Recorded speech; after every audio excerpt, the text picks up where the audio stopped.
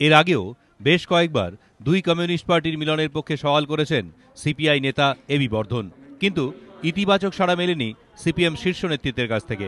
বুধবার ফের এ নিয়ে সরব হলেন সিপিআই এর এই বর্ষিয়ান নেতা। তাৎপর্যপূর্ণভাবে এদিন হয়তো তাই দুই পার্টির মিলনের যৌক্তিকতা বিচারের দায়িত্ব তিনি ছেড়ে দিলেন জনগণের ওপর। The communist movement is an ideology. The communist parties and the communist movement swear by Marxism-Leninism. Therefore, I am quite sure that a time will come when ideological, programmatic, political, organizational coming together and unification will take place. That is my own personal belief. 1964 সালে CPI বিভক্ত হয়, তৈরি হয় নতুন communist party CPIM.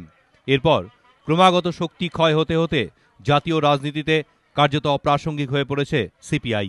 অন্যদিকে দিল্লিতে প্রাসঙ্গিকতা তৈরির পাশাপাশি একাধিক রাজ্যের ক্ষমতায় এসেছে সিপিএম।